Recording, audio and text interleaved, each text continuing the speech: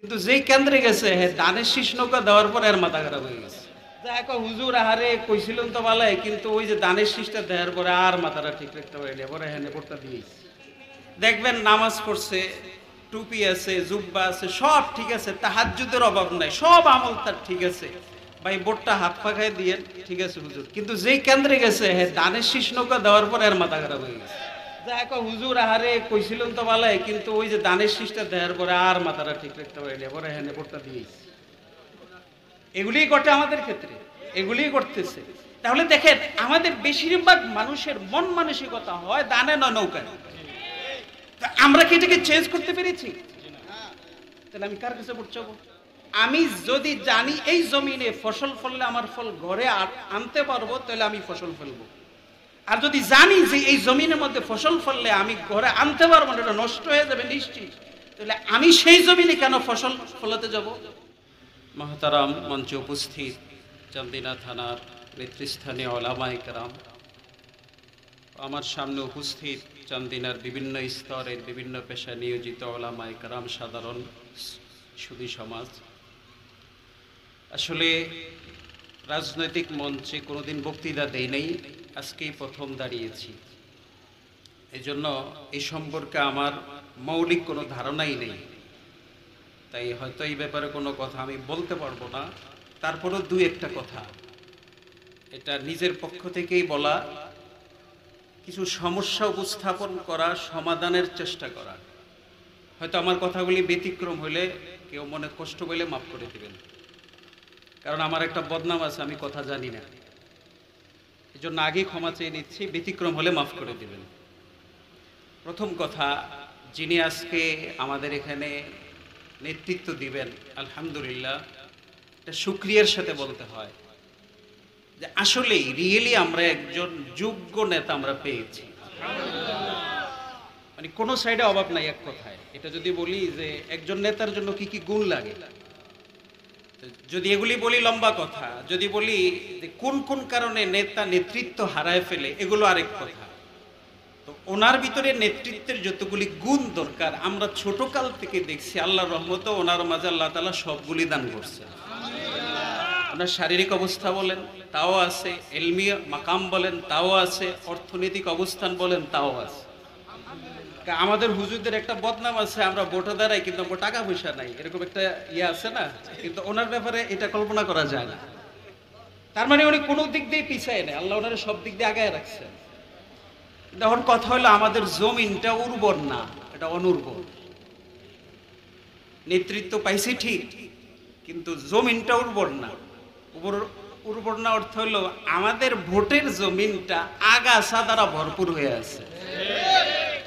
এই আগাছার কারণে আমরা ইসলামের বীজ বপন করতে পারতেছি না। এখন এই আগাছাগুলি আগে পরিষ্কার করা দরকার, তাইলে বীজ বপন করা সহজ। আগাছার উপর দিয়ে বীজ বপন করলে তো বীজ মাটির নিচে যাবে না, আগাছার উপরেই থাকে। তাহলে আগে তো আগাছা পরিষ্কার করা দরকার, তাই না? আগাছা কি? দেখবেন নামাজ পড়ছে, টুপি আছে, জুব্বা আছে, সব ঠিক আছে, তাহাজ্জুদের অভাব নাই, সব আমল তার ঠিক আছে। ভাই বোটটা হাত পাখায় দিয়ে ঠিক আছে হুজুর, কিন্তু যেই কেন্দ্রে গেছে দানের শীষ নৌকা দেওয়ার পর এর মাথা খারাপ হয়ে গেছে।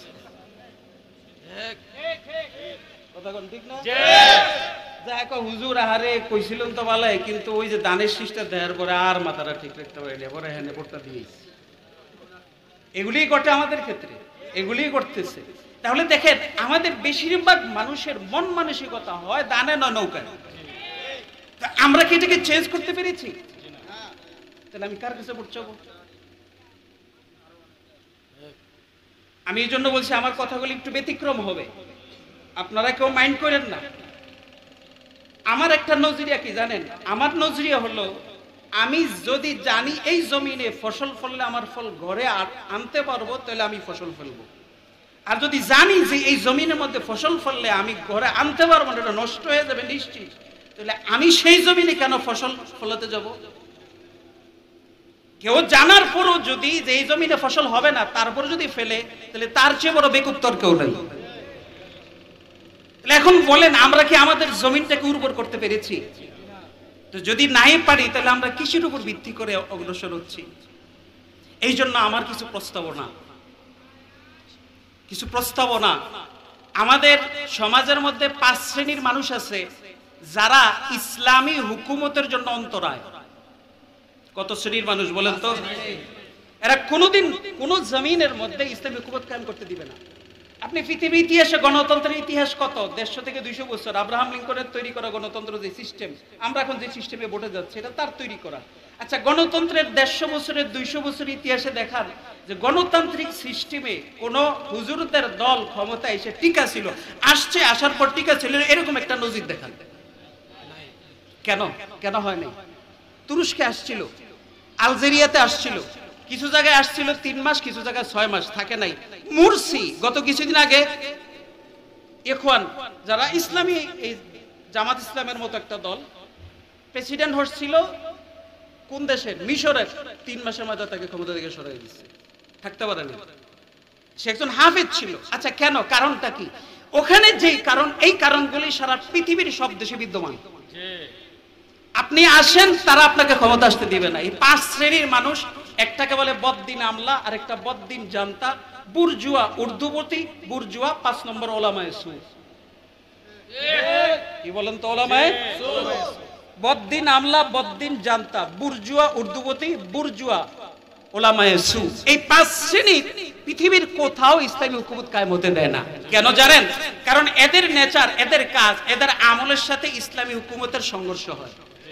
তখন তারা আপনাকে টিকতে দেয় না। আর মনে রাখবেন, তারা সামাজিকভাবে, রাষ্ট্রীয়ভাবে তারা আমাদের সাথে বেশি শক্তিশালী। এই কারণে পৃথিবীর ইতিহাসে কোনো ইসলামী দল এদের সাথে কোনোদিন পারে নাই। তা আমি বলবো আপনাদের কাছে প্রস্তাবনা যে আপনারা এই মাঠে আছেন, থাকেন, কিন্তু 5 শ্রেণীর কাছে আপনারা দাওয়াত নিয়ে যান। বলেন সচিবালয়ে কয়জন লোক আছে যারা পুরো দেশটাকে নিয়ন্ত্রণ করে? এখানে কয়জন ইসলামী মাইন্ডের লোক আছে? তা আপনি ক্ষমতা আইলে তো এরাই আপনার ক্ষমতা থাকতে দিবে না, এরাই তো আপনাকে ক্ষমতা থাকতে দিবে না। তা আপনি কেন করলেন এত কষ্ট? এই 1.5 বছর 2 বছর এটা কেন কষ্ট করলেন? তা আমরা কি বিশেষ কোনো দাওয়াতের মেহনত করেছি এদের প্রতি? করি নাই। বদ্দিন জানতা, আপনারা জানেন না, বাংলাদেশের সেনাবাহিনী বড় কোনো অফিসার হতে হলে তাকে জাতিসংঘের মিশনে যাইতে হয়। সেই বিজাতিদের মগজ দুলাই করার পরে বাংলাদেশে আসলে তাকে পদোন্নতি দেওয়া হয়। আপনি আশ্চর্য হয়ে যাবেন যে আমাদের বাংলাদেশের সেনাবাহিনীর এক শ্রেণী আছে, বেশিরভাগ শ্রেণী, যে এরা শুকুরের গোশত খায়। জানেন না আপনারা? এরা শুকুরের গোশত খায় এবং হালাল মনে করে খায়। বিশ্বাস করবেন না আপনারা, এদের একটা পার্ক আছে 300 ফিটের সাথে। তা আমরা সেখানে একবার কয়েকজন ওলামায়ে কেরাম গেছি, তো ওদের হোটেলে ঢুকছি। ঢুকার পরে এখান থেকে আমাদেরকে উঠায় দেয় এক জায়গাতে। কেন উঠায় দেন ভাই? ওই জায়গাটা না পাক। কেন না পাক? কি হয়েছে? ওইখানে সব শুকুরের গোশত খাবে। এখন কে খাবে? আর্মি অফিসাররা খাবে। আপনারা এখান থেকে উঠে যান। তো যারা শুকুরের গোশতকে হালাল মনে করে খায়, যারা এত বদ্দিনের পর্যায়ে চলে গেছে, আপনি ইসলামী হুকুমতে আসতে গেলে তো এরা আপনাকে ক্ষমতা টিকতে দিবে না। তা আপনি কি এদের কাছে ইমানের দাওয়াত দিছেন? এদেরকে আনছেন? আনেন নাই। আমরা শুধু হুজুগে বাঙালি উপর দিয়ে খালি দৌড়াইতেছি, করবো অমুক করবো তমুক করবো, কিন্তু বাস্তবমুখী কোনো পদক্ষেপ আমরা নেই না। এই জন্য আপনাদের কাছে আমার একটা অনুরোধ, আমাদের মুরব্বী আছে, উনি যাতে বেইজ্জতি না হয়। কারণ উনি কোন বংশের, আমি তো মনে করি উনি পরিচয়ের জন্য দাঁড়ান নাই। কারণ উজানি বংশের সবাই এমনি চেনে, পরিচয় লাগে না। কথা বলেন ঠিক না? কারিম রেশো রহমতুল্লাহ যে বীজ লাগায় গেছেন, এটা কমপক্ষে 7 পুরুষ তো খাইতে পারবো আমরা। ওনারা আছে 4র্থ পুরুষ, আমরা হইলাম 5ম পুরুষ, আরো 2 পুরুষ পরে আছে। তাহলে আমার নামের দরকার নাই। নামছে বুঝে গেছে নামের জন্য না কামের জন্য নামছে। উনি যখন কামের জন্য নামছে, তাহলে ওনারে বেইজ্জতি করে দিল। এক কথা, এখন কি করতে হবে? তাহলে আমাদেরকে, যারা আমাদের বাধা, আমি বলবো আপনারা এই পয়গামগুলি কেন্দ্রে পৌঁছান। খুশুসি ভাবে তাবলীগের যে উমুমি গাছটা আছে, খুশুসি গাছটা আছে, প্রত্যেকটা শ্রেণীর কাছে আপনারা যান, যাই এদেরকে বুঝান যে ইসলামী হুকুমত কি, গণতন্ত্র কি। গত 53 বছরের বাংলাদেশের ইতিহাসে এই দলগুলি কি দিয়েছে আর কি দিতে পারে নাই, এগুলি বুঝান। ইসলাম কি দেয়, নবী কি দিয়েছে, সাহাবায়ে কেরাম দিয়েছে কি, ইসলামী হুকুমত কি দিয়েছে, এগুলি মানুষকে জনে জনে খুশুসি ভাবে যতগুলি বাধা আছে, এই বাধাদের কাছে যায় এদেরকে খুশুসি ভাবে বুঝান। তাহলে সামনের পথ আমাদের জন্য মসৃণ হবে। এই কথাগুলি ছোট মনে হইতে পারে, কিন্তু এটা যদি না করেন, তাহলে হয়তো আগামী বছরে আমরা ক্ষমতায় আসবো, দেখবেন কথা দিলাম, যদি এরা ঠিক না হয়, আমি আর আপনি ক্ষমতায় টিকতে পারবো না।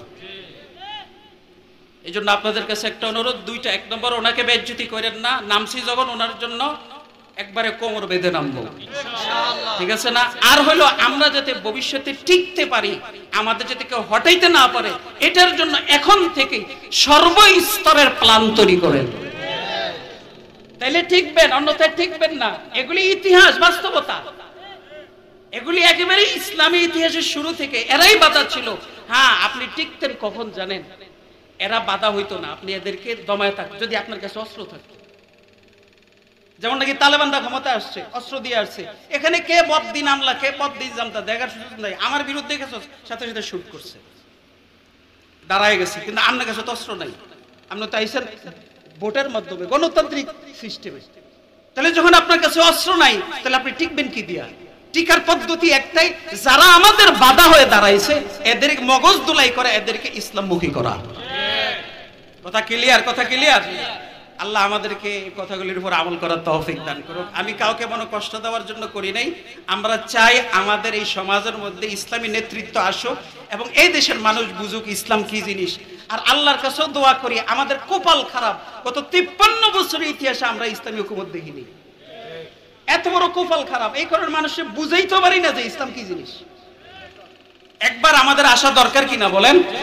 এজন্য জনে জনে, শ্রেণী শ্রেণী এবং স্তরে স্তরে যে যেখানেই পারি আমরা আমাদের দাওয়াতটা পৌঁছাই, মানুষকে বুঝাই, ইনশাল্লাহ আমাদের পথ সহজ হবে চলা। আল্লাহ তাআলা সহজ করে দিবেন। আল্লাহ আমাদের এই কথাগুলোকে কবুল করুক, আমাদের সামনের পথ চলাকে আল্লাহ তাআলা সহজ করে দিক। আমিন আমিন। সুবহানাল্লাহি ওয়া বিহামদি, সুবহানাকাল্লাহুম্মা ওয়া বিহামদিকা, আশহাদু আল্লা ইলাহা ইল্লা আনতা, আস্তাগফিরুকা ওয়া আতুবু ইলাইক।